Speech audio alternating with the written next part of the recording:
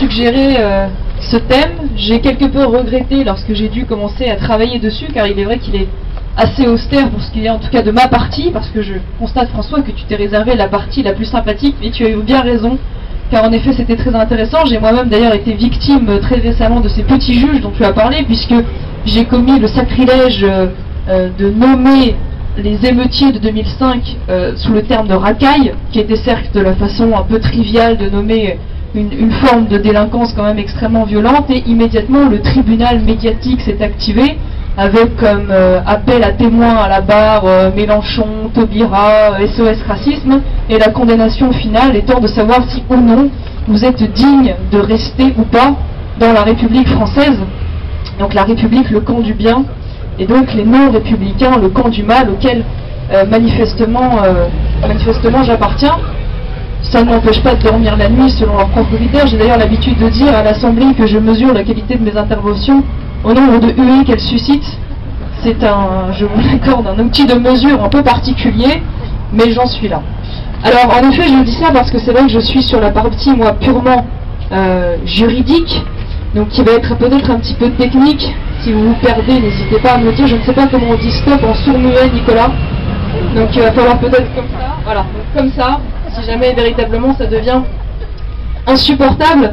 Alors à titre liminaire, simplement une petite définition qui m'apparaît importante parce qu'elle va, entourer le cadre qui va être le mien, la définition de l'état de droit. Cette notion dont on parle beaucoup, mais dont il y a une certaine difficulté à mettre une définition dessus. Un état de droit, c'est un état qui est fondé sur le droit et qui est limité par le droit. Cet état de droit, il a d'ailleurs été théorisé par un homme qui s'appelle Kelsen, qui s'inscrit dans ce qu'on appelle le normativisme, qui est donné dans le sillon du positivisme juridique, et qui a défini ce qu'on appelle la hiérarchie des normes, au sommet duquel se trouve la Constitution. Et dans ce courant de pensée, dans cette théorie du droit qu'est le normativisme, eh bien la légitimité repose sur la seule légalité, car le droit émane uniquement de la loi.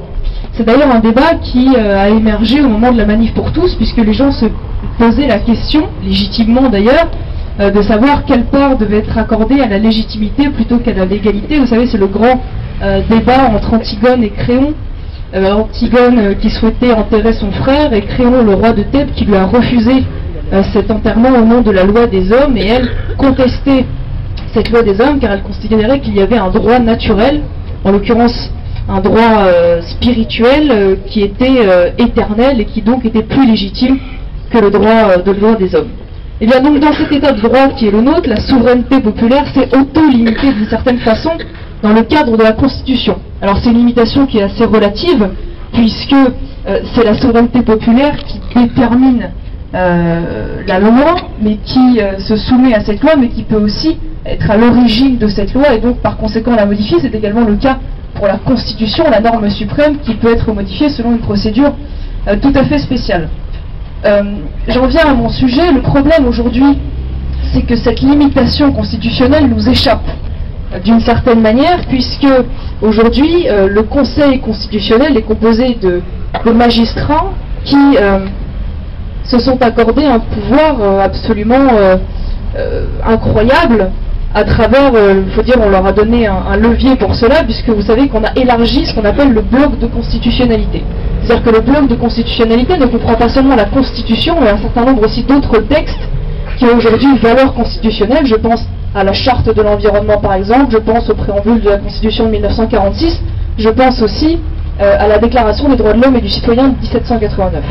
La grande difficulté, c'est que pour parler de la dernière, la Déclaration des droits de l'homme et du citoyen, c'est un texte qui date de 1789, c'est un texte qui à l'origine avait valeur symbolique, il n'avait pas vocation à être un texte juridique.